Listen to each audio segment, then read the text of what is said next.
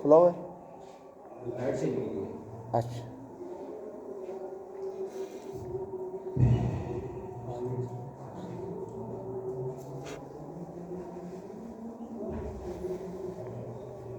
الحمد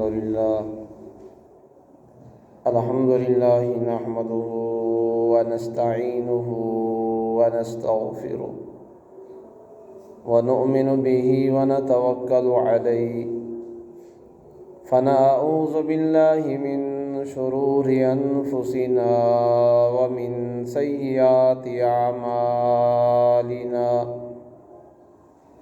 من يهده الله فلا مضل له ومن يضلله فلا هادي له ونشهد أن لا إله إلا الله وحده لا شريك له ولا نظير له ولا وزير له ولا مشير له ولا معين له ولا هادي له ولا ولد له ولا والد له صل على سيد الرسل وخاتم الأنبياء المبعوث إلى كافة للناس بشيرا ونذيرا وداعيا إلى الله بإذنه وسراجا منيرا أما بعد فأعوذ بالله من الشيطان الرجيم بسم الله الرحمن الرحيم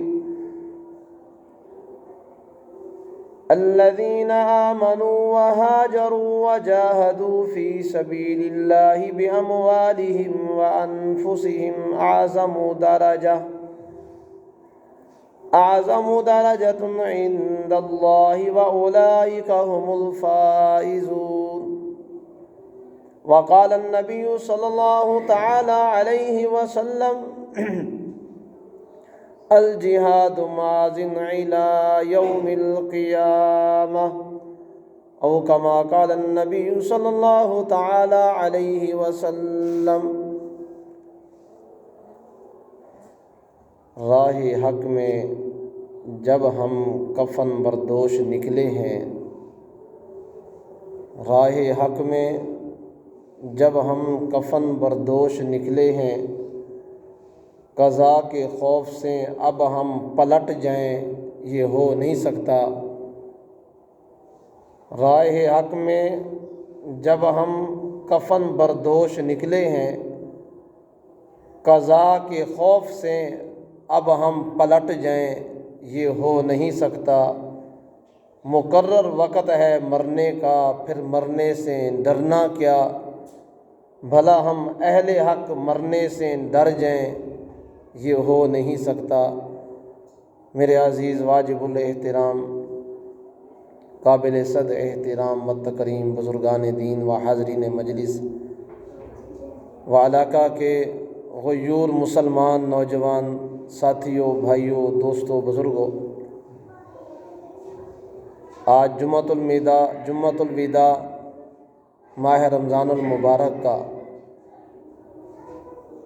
بڑا مبارک، بابرکت، باسعادت، عظیم رفعتوں، نعمتوں اور برکتوں والا دن ہے۔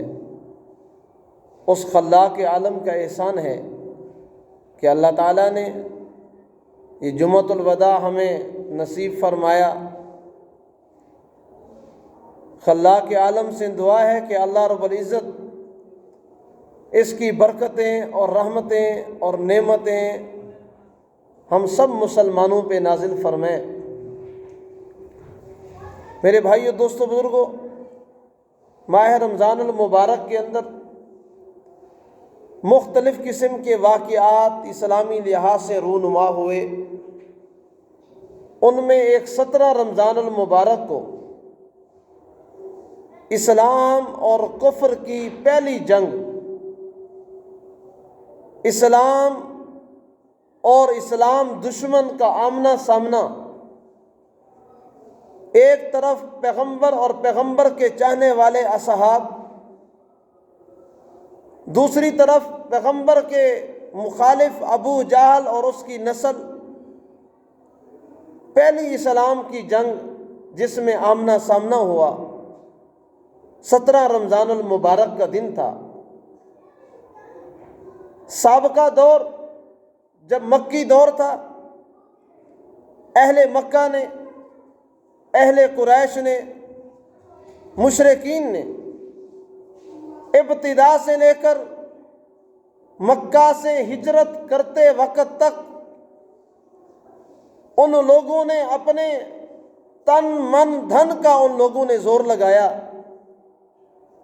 کبھی پریشرائز کر کر، کبھی لالچ دے کر، کبھی آپ صلی اللہ علیہ وسلم کو لڑکیوں کی ڈیمانڈ کر کر، کبھی مال کی ڈیمانڈ کر کے۔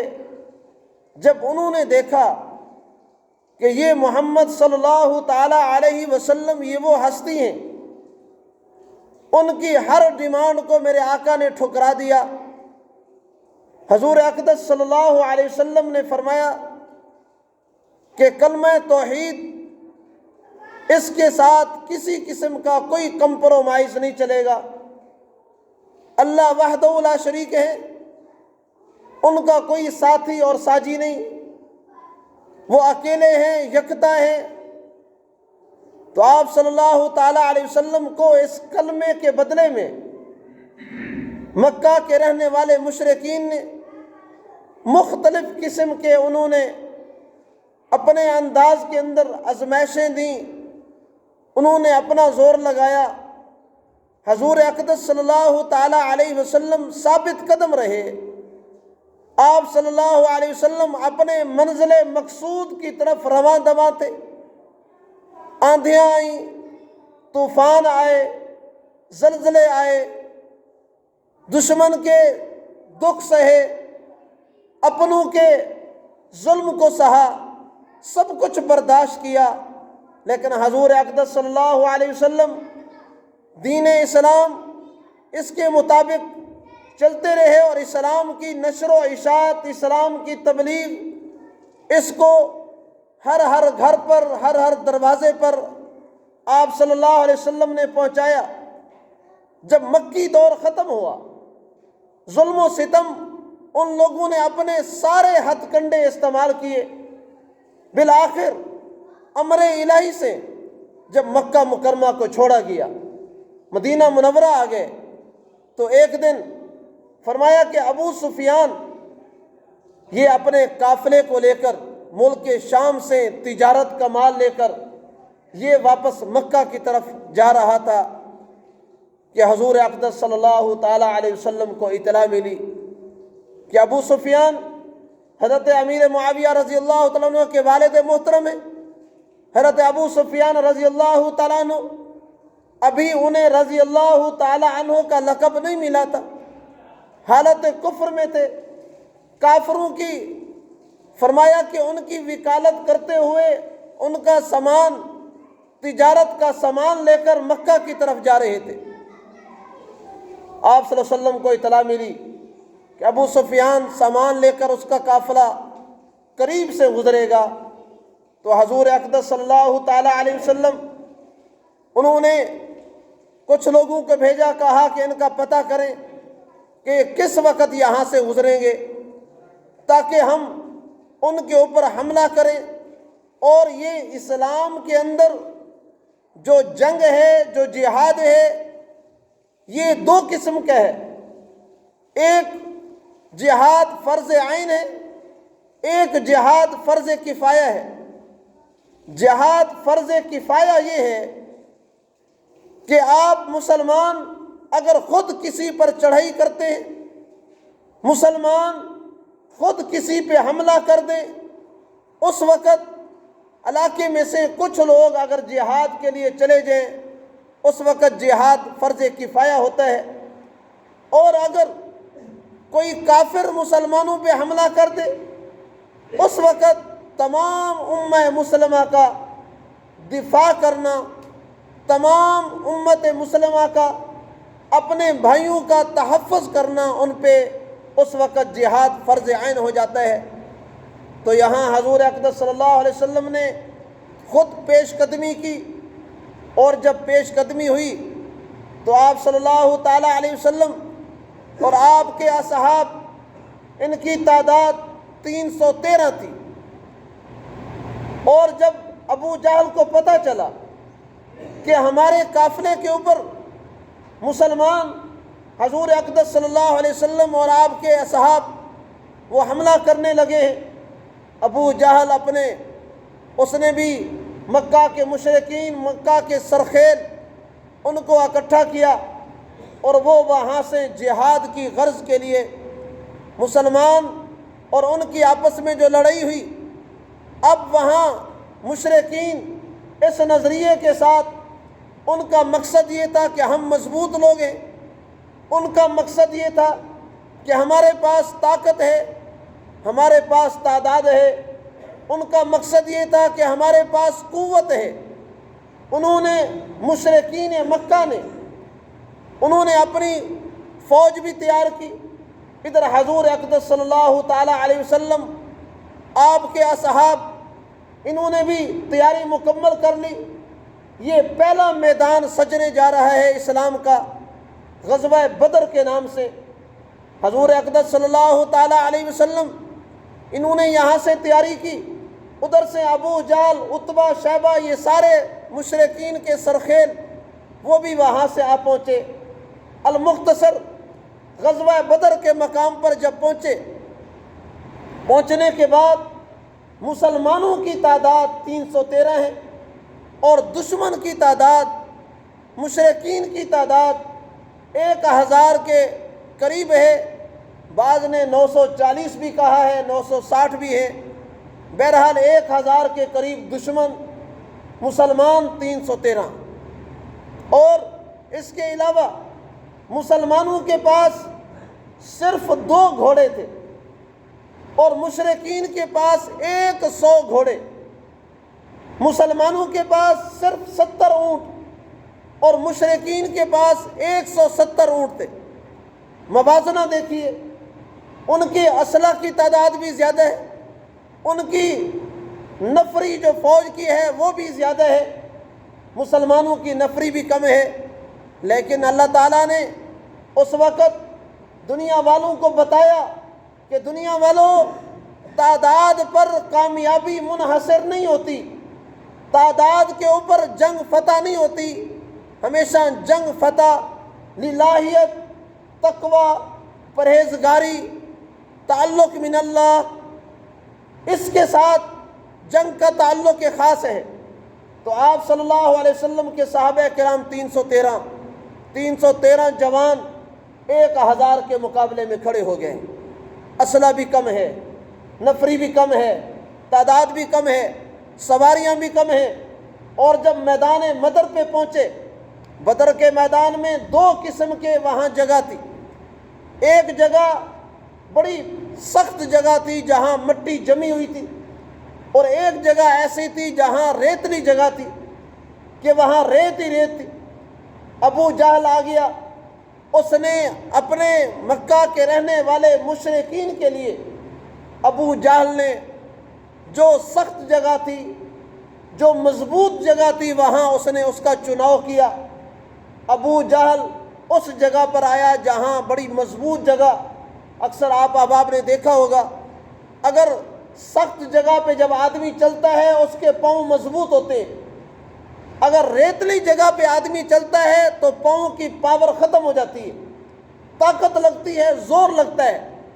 ہم اگر ریتلی جگہ پہ، ریتلے علاقے میں اگر جائیں تو جس سپیڈ سے ہم سخت زمین پہ چلتے ہیں اس سپیڈ سے ہم ریتلی جگہ پہ نہیں چل سکتے۔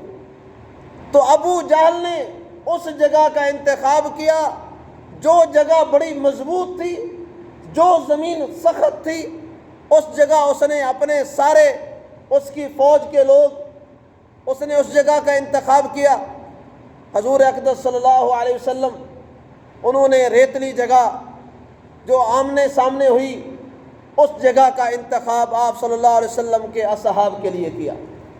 میرے بھائیو، دوستو، بزرگوں، اب خود سوچئے، تعداد بھی کم ہے، اسلحہ بھی کم ہے، سواریاں بھی کم ہیں، اور زمین جس پلاٹ جس میدان کا انتخاب کیا، مسلمانوں کا میدان ریتلی جگہ ہے اور کافروں کا میدان سخت جگہ ہے۔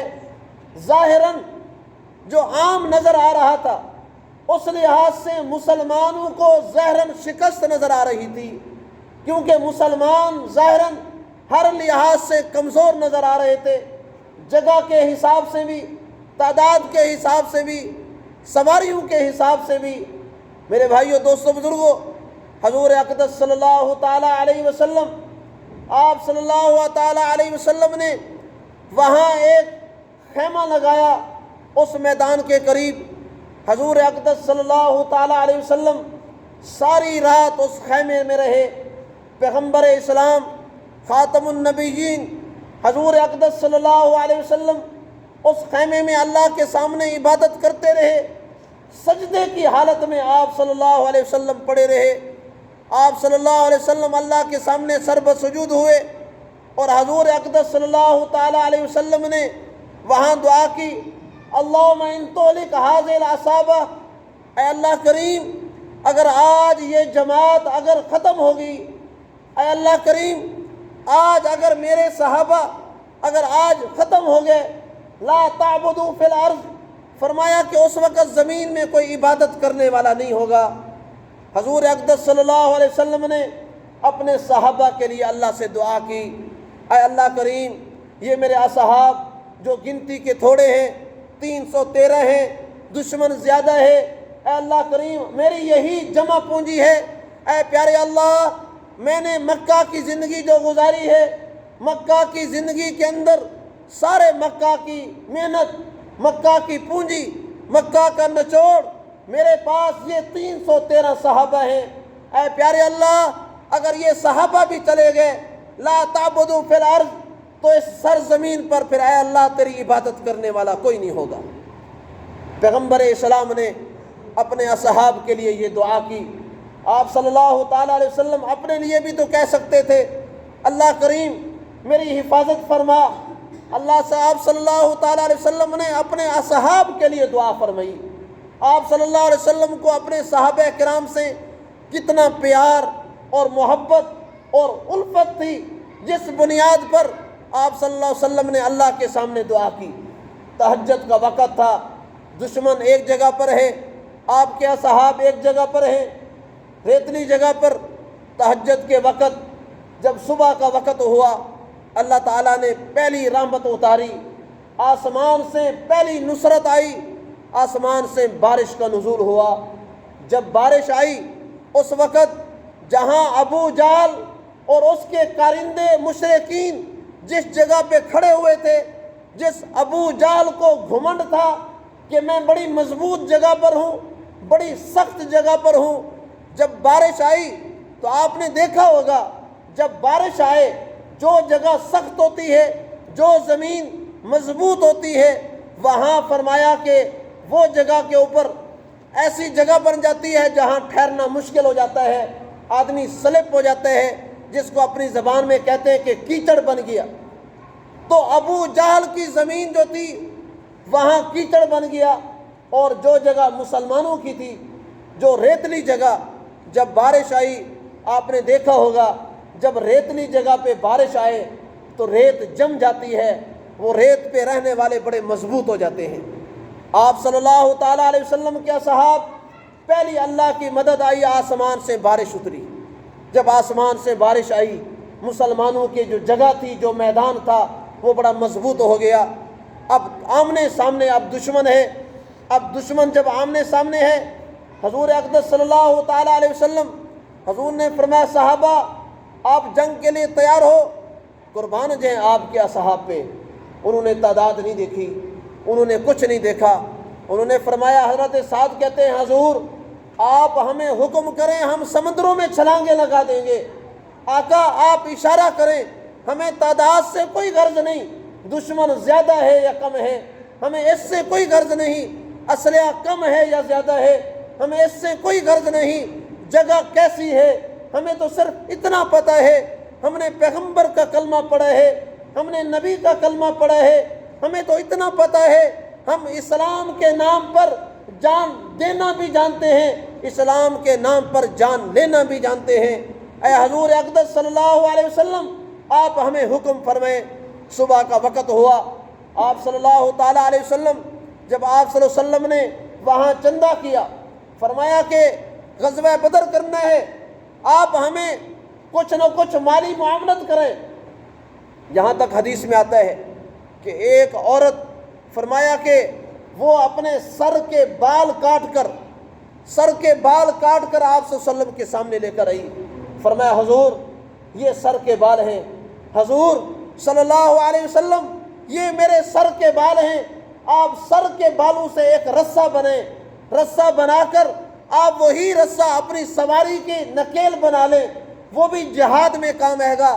کل قیامت کے دن اگر رب نے پوچھا تو میں یہ تو کہنے والی ہوں گی، اے خلاق عالم جب میرے نبی نے، جب پیغمبر اسلام نے جب جنگ لڑی تھی میں نے اپنے سر کے بال کاٹ کے دیے تاکہ میرے بال بھی جہاد کے اندر وہ بھی شامل حال ہوں، تاکہ میرے بال بھی کل قیامت کے دن میرے لیے ذریعہ نجات بن جائے۔ ایک عورت وہ اپنا معصوم دودھ پیتا بچہ لے کر آئی، فرمایا حضور یہ بچہ ہے۔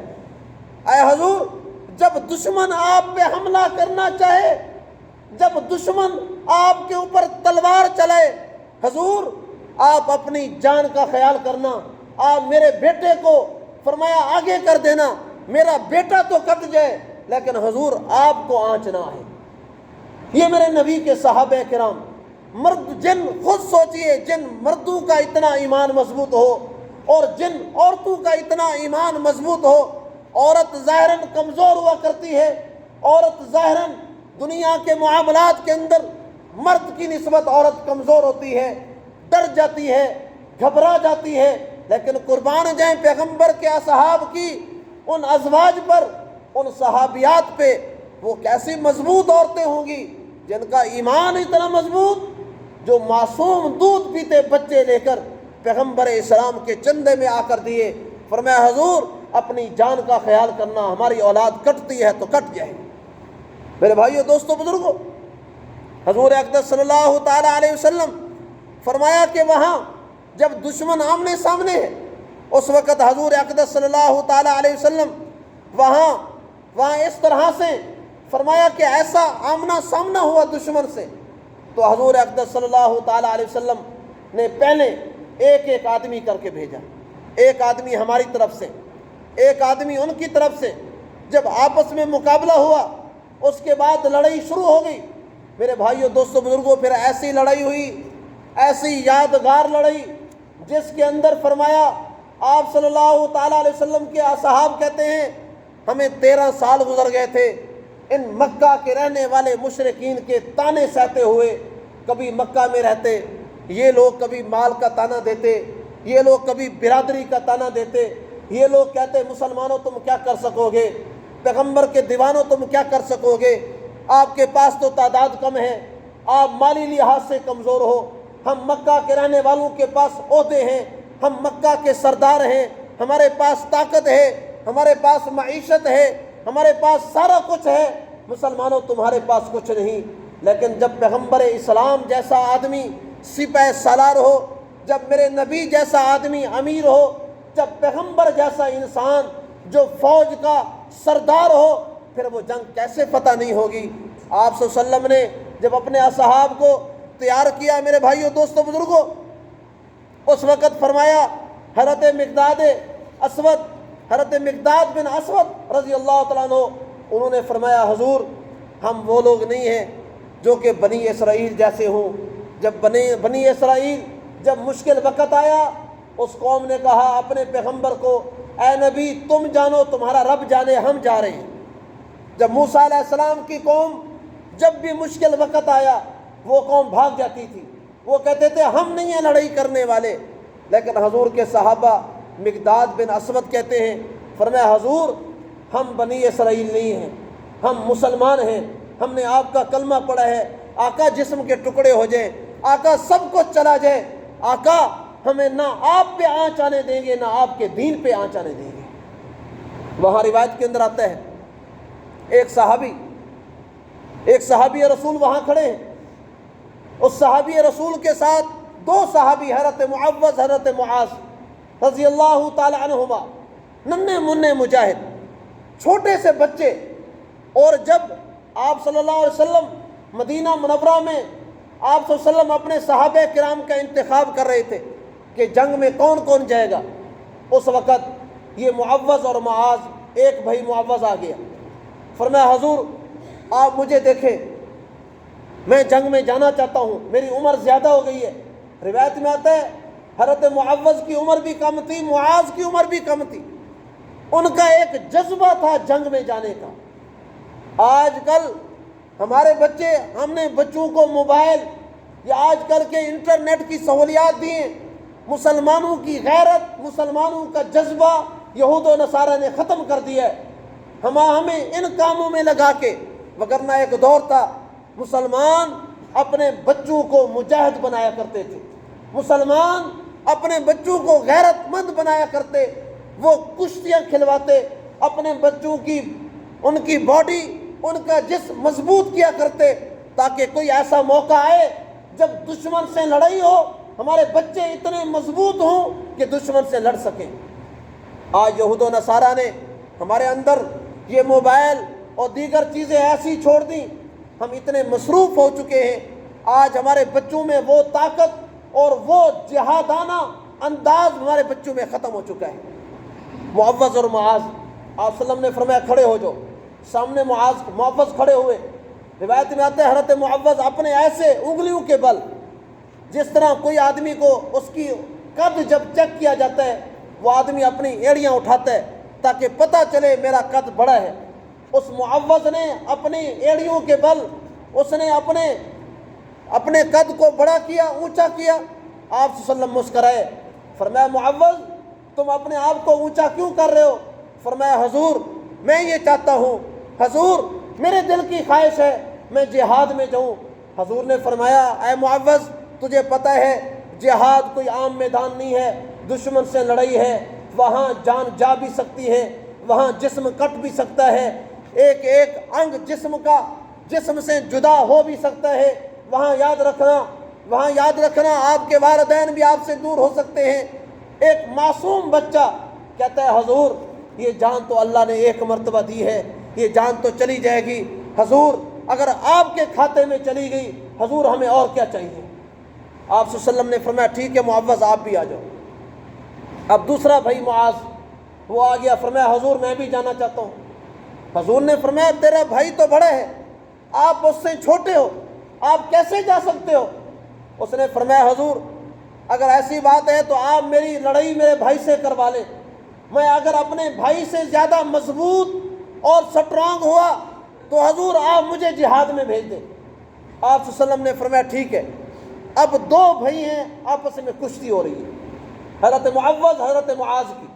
روایت میں آتا ہے جب کشتی ہوئی زمین پہ دونوں گرے تو حضرت معاذ چھوٹے بھائی نے اپنے بڑے بھائی کے کان میں کہا، اس نے کہا حضور نے تمہیں تو اجازت دے دی ہے، تمہیں تو اجازت ہے، تم جہاد میں جا سکتے ہو۔ چھوٹا بھائی کہنے لگا بھائی دیکھو میں بھی چاہتا ہوں میں بھی جہاد میں جاؤں، میں بھی چاہتا ہوں میں بھی اسلام کے لیے قربانی دوں۔ بھائی آپ تو سلیکٹ ہو چکے ہیں، آپ کو تو آپ صلی اللہ علیہ وسلم نے سلیکٹ کر لیا۔ حضور اپنے بھائی کو کہنے لگا بھائی اے میرے بھائی اگر میں آج ہار گیا حضور مجھے گھر چھوڑ جائیں گے، بھائی مہربانی کریں تھوڑی دیر کے لیے آپ نیچے آ جائیں، میں آپ کے اوپر آ جاتا ہوں تاکہ میں جیت جاؤں، میں کشتی میں کامیاب ہو جاؤں اور حضور مجھے بھی جنگ کے لیے روانہ کر دیں۔ تو بڑے بھائی نے اسی طرح سے کیا، وہ نیچے آ گیا کشتی میں جان بوجھ کر، بڑے بھائی جو تھا وہ اوپر آ گیا۔ اب جب آپ صلی اللہ علیہ وسلم نے کشتی دیکھی، ظاہر ہے پیغمبر اسلام اور سارے انبیاء کے امام نبی آپ صلی اللہ علیہ وسلم نے دیکھ لیا ان بھائیوں نے آپس میں کس طرح سے پیار اور محبت کے ساتھ بات کی۔ آپ صلی اللہ علیہ وسلم مسکرائے، حضور نے فرمایا ٹھیک ہے معوذ معاذ، آپ دونوں جنگ کے لیے روانہ ہو جاؤ۔ اب جنگ شروع ہوگی۔ جب جنگ شروع ہوئی فرمایا کہ اب ایک صحابی عبد الرحمن کھڑے ہوئے، وہ صحابی کہتے ہیں میرے ایک طرف حضرت معوذ ہیں، ایک طرف معاذ ہیں۔ وہ صحابی رسول کہتے ہیں کہ میں اس دن اپنے آپ کو کمزور شمار کر رہا تھا۔ اس نے کہا کہ جب جنگ ہو رہی تھی میں نے کہا کہ اگر دشمن مجھ پہ حملہ کرے گا، میری ایک سائڈ پہ بھی بچہ ہے، دوسری سائڈ پر بھی بچہ ہے، یہ تو میں اپنے آپ کو کمزور میں پا رہا ہوں۔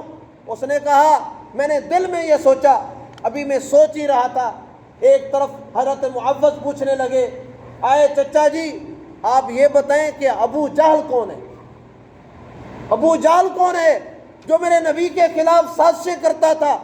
ابو جہل کون ہے جو بیت اللہ میں میرے پیغمبر جب سجدے کی حالت میں تھے، جس ابو جہل نے اونٹ کی اوجری اٹھا کے میرے نبی کی گردن پہ رکھی؟ حضور ابو عبد الرحمن، اے میرے چچا جی آپ ہمیں بتائیں ابو جہل کون ہے جس ابو جہل کے بیٹوں نے میرے نبی کی بیٹیوں کو ایک دن میں طلاقیں دیں؟ حضور آپ ہمیں بتائیں، چچا جی آپ ہمیں بتائیں۔ حضرت عبد الرحمن بن عوف کہتے ہیں میں نے کہا کہ یہ چھوٹے ننھے منھے بچے اور پوچھ رہے ہیں عبد الرحمن ابو جہل کے بارے میں، یہ چھوٹے بچے کیا کریں گے؟ اب وہ حضرت عبد الرحمن بن عوف کہتے ہیں میں نے اشارہ کیا، وہ سامنے ابو جہل کھڑا ہے سواری کے اوپر، کہتے ہیں اشارہ کرنے کی دیر تھی۔ فرمایا اسی وقت حضرت معوذ دائیں طرف، حضرت معاذ بائیں طرف، کہتے ہیں دونوں بھائی میرے قریب سے دوڑے، اس طرح سے دوڑے جس طرح کوئی شکاری اپنے شکار پہ دوڑتا ہے۔ حضرت معوذ حضرت معاذ رضی اللہ تعالیٰ عنہما دونوں دوڑے، ابو جہل کے قریب پہنچے۔ ان بچوں کا قد چھوٹا تھا، وہ ابو جہل سواری کے اوپر بیٹھا ہوا تھا۔ اللہ نے ان کو ایسی عقل اور دماغ دی، ایک بھائی نے اس سواری اونٹ کے پاؤں کے اوپر تلوار چلائی، اونٹ کا ایک پاؤں کٹ گیا۔ جب اس کا ایک پاؤں کٹا دوسرے بھائی نے دوسرا پاؤں کاٹ دیا۔ فرمایا کہ دھڑم ہو کے ابو جہل نیچے گرا، اس کی سواری اونٹ بھی نیچے گرا۔ جب نیچے گرے زور سے ایک بھائی معاذ نے زور سے ابو جہل کے سینے میں خنجر کھوپ دیا، اور ایک دوسرا بھائی ابو جہل کے سینے پر سوار ہو کر بیٹھ گیا اور اس کو کہا ابو جہل اب بتا تو نے میرے نبی پہ کیا کیا ظلم کیے تھے۔ مسلمانوں یہ ہے اولاد کو ایسی غیرت سکھانی چاہیے، اولاد کو ایسا جذبہ جہاد ہو، پتہ چلے کہ مسلمانوں کے بچے ہیں۔ آج ہمارے بچوں کے ہاتھ میں لیپ ٹاپ، ہمارے بچوں کے ہاتھ میں موبائل، ہمارے بچوں کے ہاتھ میں آج دنیاوی آرائش کی چیزیں، ہمارے بچوں کے ہاتھ میں آج بیٹ اور بلہ، یہ ہمارے بچوں کے ہاتھ میں ہے۔ یہ اسلام نہیں ہے۔ اسلام یہ سکھاتے ہیں بچے جو ہی جوانی میں قدم رکھیں بچوں کو مضبوط کرو، اور اس طرح سے مضبوط کرو کل کو اگر کسی کافر سے آمنا سامنا ہو پتہ چلے کہ مسلمانوں کے بچے ہیں۔ حضرت معوذ اور معاذ، ایک بھائی ابو جہل کی گردن پہ چڑھ کے بیٹھ گیا۔ جب گردن پہ چڑھ کے بیٹھا اس کی گردن کو کاٹنے لگا تلوار سے۔ ابو جہل کیسا فرعونیت تھی اس کے دل و دماغ میں، کیسا غرور تھا، تکبر تھا، آخری وقت بھی مرتے وقت بھی اس نے غرور نہیں چھوڑا۔ اس نے کہا مجھے پریشانی اس بات کی ہے، مجھے غم اس بات کا ہے، مجھے فکر اس بات کی ہے، کاش مجھے کوئی آپ کے صحابہ میں سے کوئی بڑا سردار مجھے قتل کرتا، لوگ کہتے کہ دیکھو ابو جہل کو فلاں بڑے آدمی نے قتل کیا ہے۔ ابو جہل کہنے لگا مجھے دکھ اس بات کا ہے، مجھے چھوٹے معصوم ننھے منھے بچے مجھے قتل کر گئے۔ پھر کہنے لگا ابو جہل اے بیٹے مجھے میری گردن ذرا نیچے کر کے کاٹنا، کل جب میری گردن کسی جگہ پڑی ہو تو پتہ چلے کہ بڑی گردن والا یہ بھی کوئی سردار ہے۔ یعنی کہ آخری وقت بھی مرتے وقت بھی اس کے دل و دماغ میں غرور اور تکبر نہیں گیا۔ اپنی چدراہٹ میرا نام ہو، میں کہوں لوگ کہیں واہ جی واہ مکہ کا سردار تھا۔ اس وجہ سے شریعت اسلام میں یہ سرداری، یہ چدراہٹ، یہ دنیا کا نام و نہاد، دنیا کے بناوٹی عہدے کسی کام کے نہیں۔ اصل چیز دین کی خدمات ہیں، آدمی دین کے اوپر قربانیاں دے کر جائے۔ میرے بھائیوں دوستوں بزرگوں، اور یہ وہ لوگ ہیں آپ صلی اللہ تعالیٰ علیہ وسلم جن کے بارے میں قرآن مجید میں بھی آیا لیغیظ بہم الکفار، فرمایا یہ نبی کے وہ صحابہ ہیں، فرمایا کہ وہ لوگ ہیں، فرمایا کہ کچھ لوگ ان صحابہ کرام سے بغض رکھیں گے، لیکن یاد رکھنا یہ صحابہ وہ ہیں، ہمیں یہ کوئی نہیں پتا کہ کوئی کیا کہتا ہے، ہمیں اتنا پتہ ہے جس صحابہ کا دفاع اللہ تعالیٰ نے قرآن میں بھی کیا ہے۔ اور آپ صلی اللہ تعالیٰ علیہ وسلم، آپ کے اصحاب جب اس جنگ میں تھے، میرے بھائیوں دوستوں بزرگوں، روایت میں آتا ہے آپ صلی اللہ علیہ وسلم نے حضرت عمر فاروق کو کہا، عمر فاروق اب ہم نے جنگ کرنی ہے، کیا مشورہ ہے، کیسے کریں؟ صف بندی کریں، ایک ایک مقابلے میں جائے، یا اپنی مرضی سے جنگ کریں؟ حضرت عمر فاروق نے عجیب جواب دیا، فرمایا حضور آپ اس جنگ میں حضور ہمیں کھلی اجازت دیں، حضور آپ ہمیں یہ اجازت دیں، ہم میں سے ہر آدمی اپنے رشتہ دار کو قتل کرے گا۔ عمر فاروق کے ہمیشہ دلیرانہ اور جرأت مندانہ فیصلے ہوا کرتے تھے۔ حضرت عمر فاروق نے فرمایا حضور آپ ہمیں اجازت دیں، ہر بندہ اپنے رشتہ دار کو قتل کرے۔ حضرت عمر فاروق آپ صلی اللہ علیہ وسلم مسکرائے، فرمایا عمر لگتا ہے بڑا شوق رکھتے ہو لڑائی کرنے کا، جہاد کرنے کا۔ فرمایا آقا بڑے دن ہو گئے، میں تو بڑے دن سے چاہتا تھا کہ ہماری لڑائی ہو ان کافروں سے، تاکہ کافروں کو بتاؤں، تاکہ کافروں سے جب لڑائی ہو انہیں پتہ چلے اسلام والوں کی طاقت کیا ہوا کرتی ہے۔ پھر وہی عمر فاروق ہے، حضرت عمر فاروق نے اپنے ماموں کو غزوہ بدر میں قتل کیا۔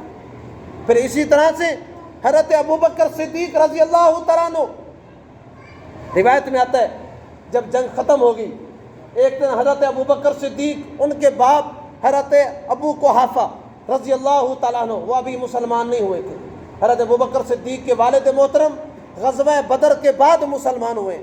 ایک دن باپ بیٹا بیٹھے بات کر رہے ہیں، جس طرح باپ اور بیٹا گھر میں بیٹھتے ہیں باتیں کرتے ہیں۔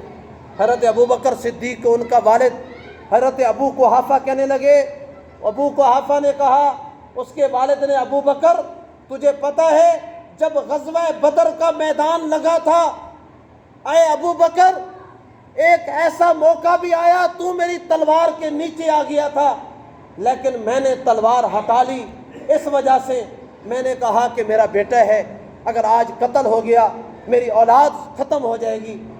قربان جائیں ابو بکر صدیق کے الفاظ پہ، قربان جائیں میرے یار ابو بکر صدیق پہ، قربان جائیں میرے آقا کے دوست ابو بکر صدیق کے ان الفاظ پہ۔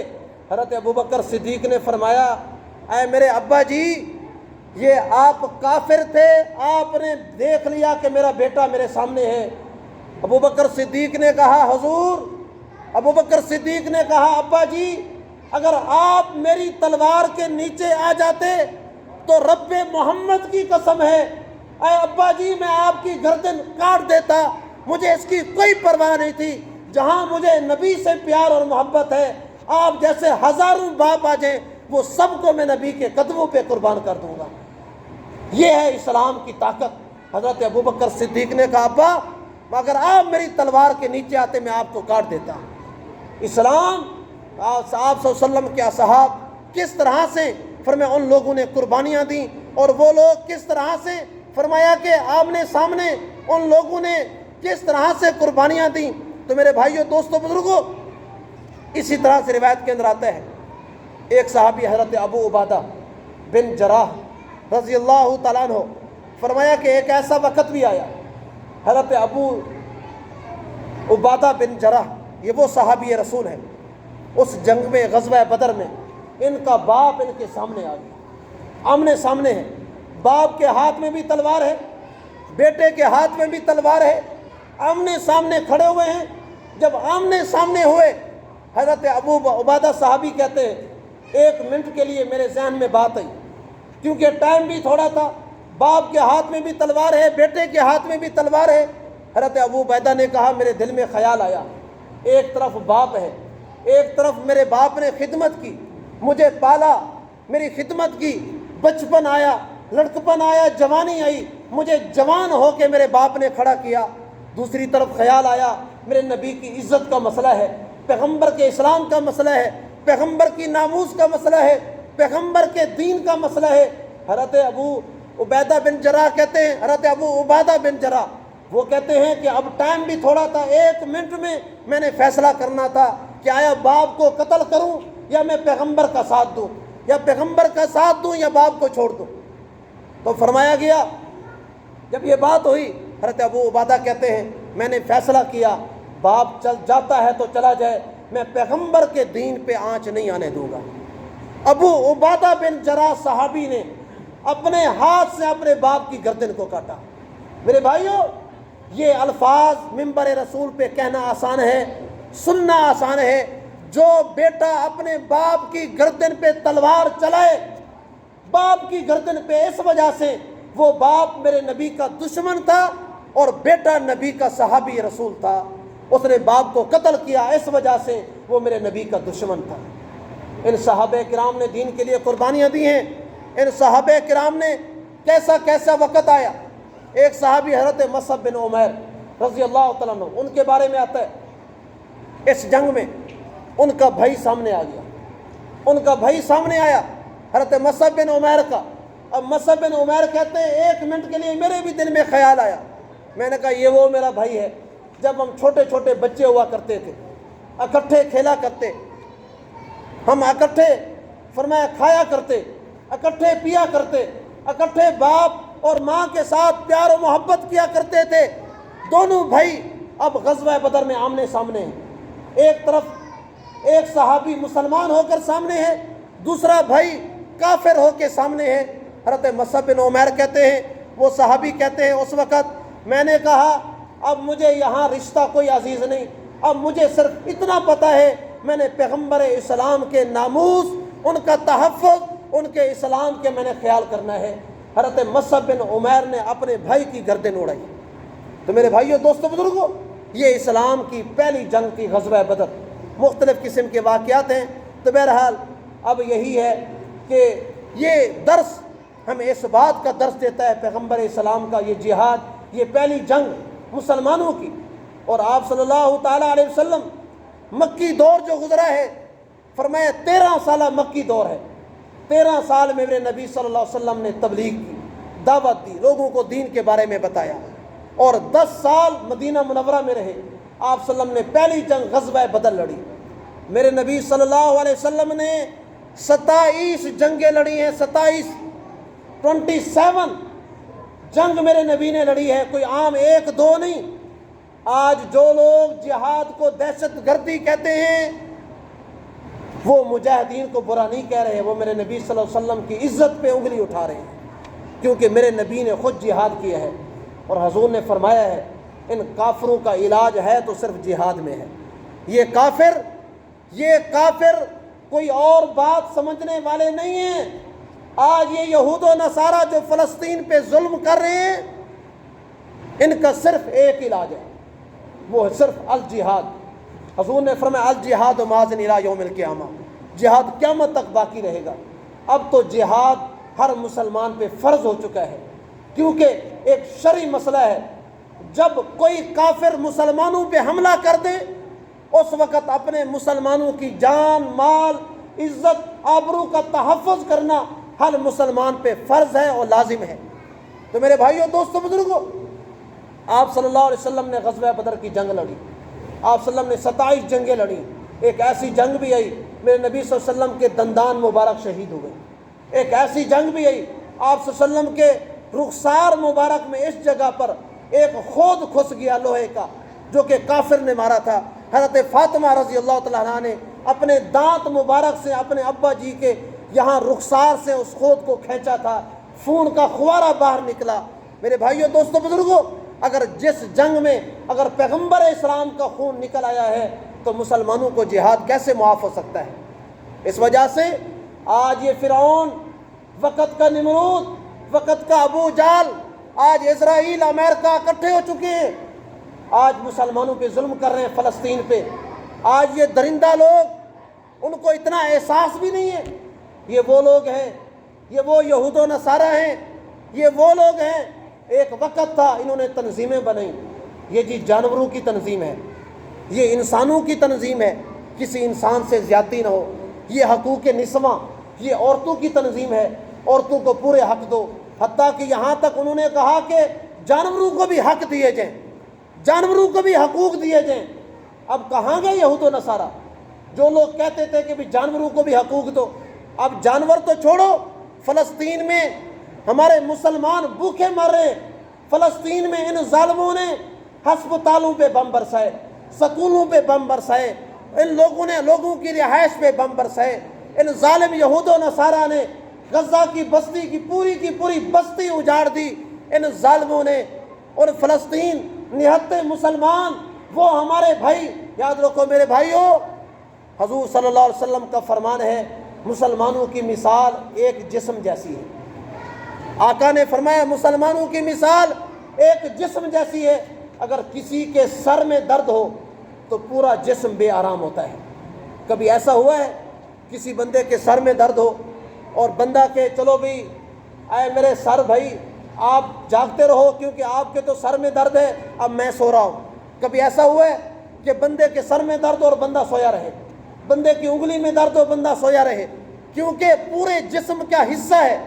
اگر پورے جسم کے اگر انگلی میں درد ہوگا پورا جسم بے آرام ہوگا، سر میں درد ہوگا پورا جسم بے سکون ہوگا، انسان کے فرمایا ٹانگ میں درد ہوگا پورا جسم بے سکون ہوگا۔ میرے نبی نے فرمایا مسلمانوں کی مثال ایک جسم جیسی ہے۔ اگر کسی مسلمان کو کسی دنیا کے کونے پہ تکلیف پہنچے، حق بنتا ہے دوسرا مسلمان فوراً الرٹ ہو جائے، اپنے مسلمان بھائی کا تحفظ کریں، یہ مسلمان کا حق ہے۔ لیکن آج جب تک حکومت ملت اسلامیہ کی طرف سے اجازت نہیں ہے، ہم جہاد تو نہیں کر سکتے، ہمارے لیے وہ وسائل نہیں ہیں، اور حکومت کی طرف سے اجازت نہیں ہے، یہ حکومت کا کام ہے فیصلے کرنا۔ ہم کم از کم اور نہیں کچھ نہیں کر سکتے، کم از کم اپنے ان فلسطینی بھائیوں کے لیے دعا تو کر سکتے ہیں، اپنے ان بھائیوں کے حق میں گڑ گڑا کے خلاق کے عالم سے مانگ تو سکتے ہیں، اپنے ان بھائیوں کے حق کے لیے کم از کم اور نہیں یہود و نصارہ کی جو مصنوعات ہیں ان کا بائیکاٹ تو کریں۔ جو یہودیوں کی مصنوعات ہیں، آج جو ہم شام کو روزہ افطار کرتے ہیں، مجھے دکھ ہوتا ہے ان لوگوں پہ۔ افطار کا وقت ہے، افطاری ہے، سامنے کوک پڑی ہوئی ہے، سامنے جناب اعلیٰ ہمارے مشروبات پڑے ہوئے ہیں، سامنے ہمارے ان یہودیوں کی پروڈکٹ پڑی ہوئی ہیں، ہم وہاں بڑی خوشی خوشی روزہ افطار کر رہے ہیں، اپنے فلسطینی بھائیوں کے خون سے ہم لوگ روزہ افطار کر رہے ہوتے ہیں۔ وہ روزہ کہاں جائے گا؟ وہ روزہ کس کام کا ہے جو ہم روزہ افطار کریں یہودیوں کے پروڈکٹ سے؟ وہ لوگ ہمارے مسلمانوں کو ذبح کریں۔ پرسوں میں نے واقعہ دیکھا، زبان لڑکھڑا جاتی ہے، آنکھیں نم ہو جاتی ہیں۔ میں نے ویڈیو دیکھی، ویڈیو دیکھ کے کام کیا، یہ کیا ہو گیا؟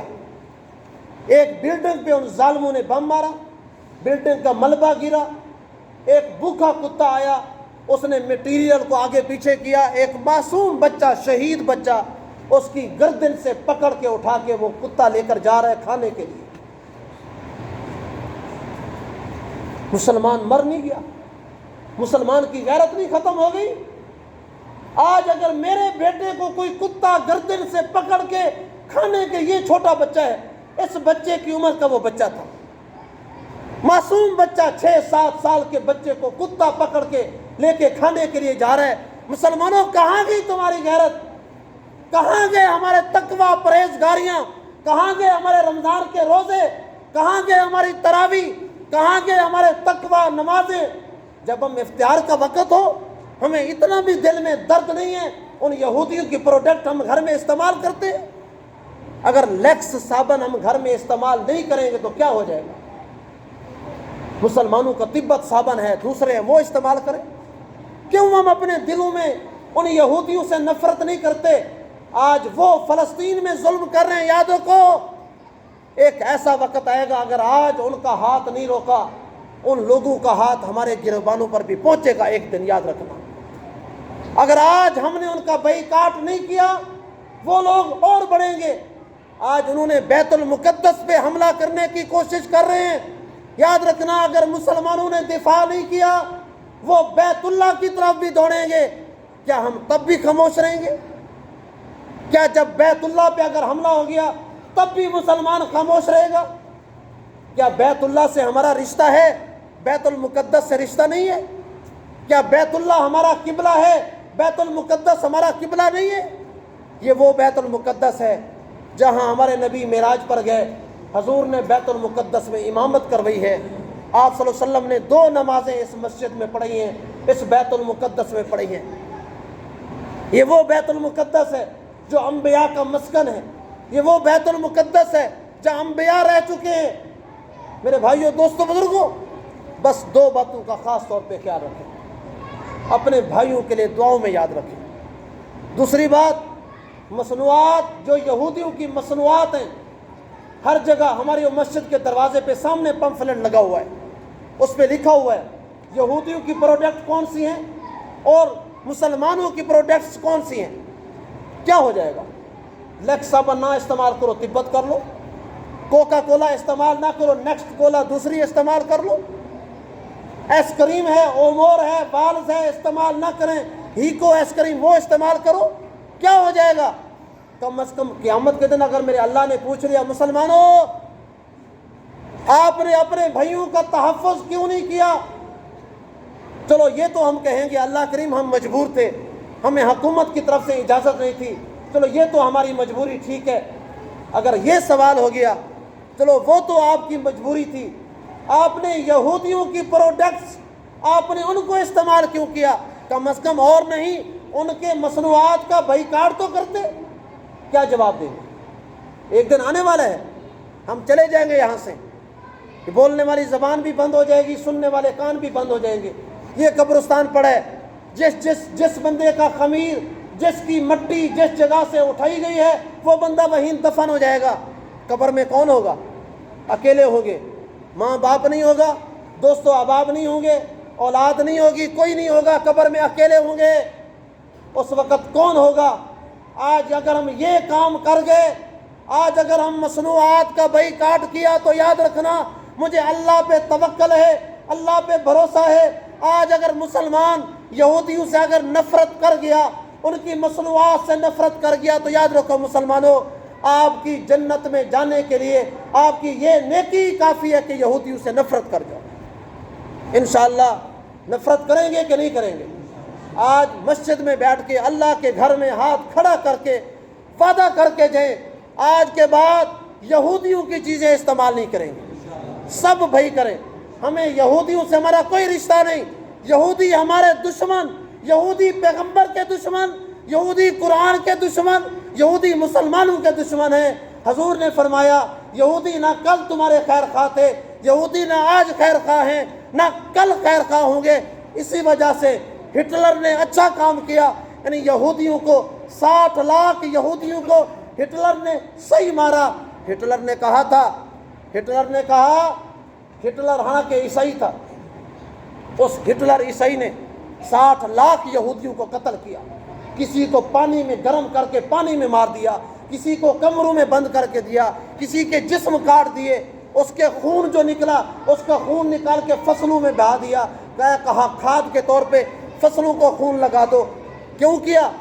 ہٹلر نے کہا، اس نے کہا کہ جب بھی میں دیکھتا ہوں ہمارے ملک میں کوئی بھی سازش اٹھتی ہے، کوئی بھی فتنہ اٹھتا ہے، اس کے پیچھے اس کے بیک گراؤنڈ میں یہودی ہوتے ہیں۔ کوئی بھی کام ہوتا ہے اس کے سازش ہوتی ہے، اس کے بیک گراؤنڈ میں یہودی نظر آتے ہیں۔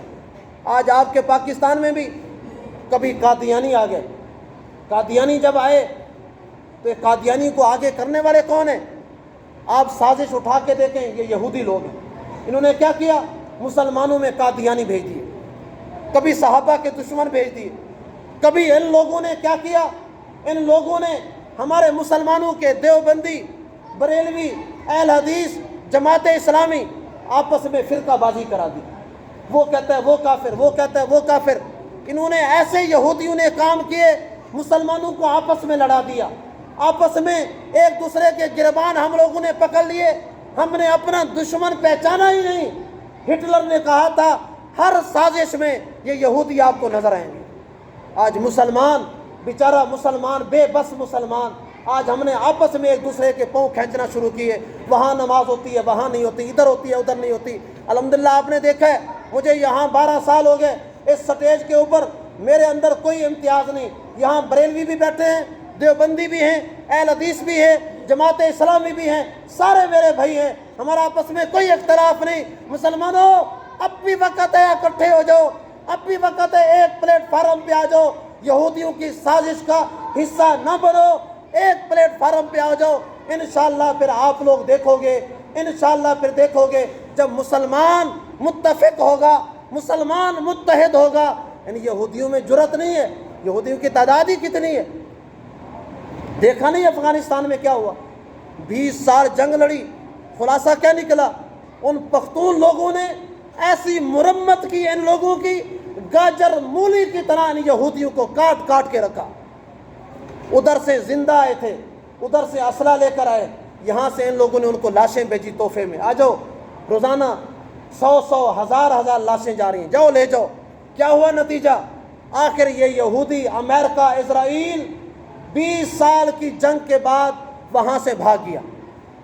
یہ بتاؤ، جن بیچاروں کے پاس اسلحہ بھی نہیں تھا، جن کے پاس تعداد بھی نہیں تھی، پہاڑی علاقے کے رہنے والے جنگجو، اگر ان لوگوں نے یہودیوں کی مرمت کر دی ہے، مسلمانوں تمہارے پاس کچھ نہیں ہے؟ سب کچھ ہے، سب کچھ ہمارے پاس موجود ہے۔ ہاں ایک چیز ہمارے پاس نہیں، وہ یہ جگر، یہ دل نہیں ہے، دل، یہ ہمارا دل نہیں، مردہ ہو چکا ہے، ہمارا ضمیر مر چکا ہے۔ آج مسلمانوں کا اگر ضمیر زندہ ہوتا، ان یہودیوں کو بتاتے، یہودیوں آج اگر صلاح الدین ایوبی زندہ ہوتا، وہ بتاتا کہ آج صلاح الدین زندہ ہے، یہودیوں آج میں زندہ ہوں، تمہاری طرف آ رہا ہوں۔ اب ہم کہاں سے لائیں صلاح الدین ایوبی؟ کہاں سے لائیں محمد بن قاسم؟ کہاں سے لائیں خالد بن ولید؟ کہاں سے لائیں عمر فاروق جیسے جری جوان؟ کہاں سے لائیں ابو بکر صدیق جیسے جوان؟ آج وہ مسلمان تو ہیں، نام میں لسٹ میں تو مسلمان ہیں، مگر مسلمانوں کی غیرت ختم ہو چکی ہے۔ میرے بھائیو، دوستو، بزرگوں، میری آپ سے بس مؤدبانہ، برادرانہ، عاجزانہ آپ سے اپیل ہے، خدا کے لیے، زندگی کا کوئی پتہ نہیں، آج رمضان کا آخری جمعہ ہے، ہو سکتا ہے اگلا رمضان ہم میں سے پتہ نہیں کون سے چہرے، میں نہ ہوں، آپ نہ ہوں، کیا پتہ، کسی پل کا کوئی پتہ نہیں کہاں سے چلے جائیں۔ اگر ہم آج یہ نیکی کر گئے، اللہ نے موقع دیا ہے نیکی کرنے کا، بائیکاٹ کا موقع دیا ہے، یہ بروشر اٹھائیں، پرنٹ پہ نکالیں، میڈیا پہ پڑے ہوئے ہیں، انٹرنیٹ پہ بائیکاٹ کے پرنٹ نکالیں، اپنے گھروں میں لگائیں۔ جب بھی گھر سے باہر نکلنے لگے، پہلے لسٹ چیک کریں، اچھا جی میں نے کون کون سی چیزیں گھر کے لینی ہے، یکم آ گئی ہے، اپنے گھر کے سودے لے کر آنے، پہلے چیک کریں کہ جی یہودیوں کی چیز کون سی ہے، یہ نہیں لینی۔ آپ مسجد میں داخل ہوئے، آپ نے دیکھا مسجد کے دروازے پہ یہودیوں کا جھنڈا میں نے پاؤں میں رکھا ہوا ہے، کوئی بھی مسلمان آئے یہودیوں کے جھنڈے پہ پاؤں رکھ کر آئے۔ منبر رسول پہ کھڑا ہوں، بیان کر رہا ہوں، نیچے یہودیوں کے جھنڈے پہ پاؤں رکھ کے بیان کر رہا ہوں، یار اور کچھ نہیں کر سکتے، یہ تو کرو، یہودیوں کے جھنڈا ڈاؤن لوڈ کرو، اپنے گھر کے مین دروازے پہ لگا دو، دل میں نفرت کرو، انشاءاللہ آپ کی یہ نفرت ہم سب کے لیے جنت میں جانے کا ذریعہ بنے گی۔ کریں گے کہ نہیں کریں گے؟ اللہ تمام دوستوں کی کوشش کرے، تمام لوگ سنت پڑھ لیں۔ اچھا ایک اعلان سن لیجئے، ہمارے ہاں عید الفطر کی نماز انشاءاللہ العزیز ہمارے ہاں 7 بجے ادا کی جائے گی۔ تمام دوستوں سے گزارش ہے وقت پر تشریف لیں، 7 بجے عید الفطر کی نماز ہوگی، اور انشاءاللہ العزیز 1 گھنٹہ جو ہے پہلے بیان شروع ہوگا۔ تمام دوست وقت پر ہے، آپ کو پتہ ہے ہمارے ہاں عید نماز کے ٹائم جو ہے پورے فکس ٹائم پر ہوتا ہے، ٹائم 7 بجے سے آگے 5 منٹ بھی نہیں جاتا۔ اللہ تعالیٰ تمام دوستوں کو وقت پہ آنے کی توفیق عطا فرمائے۔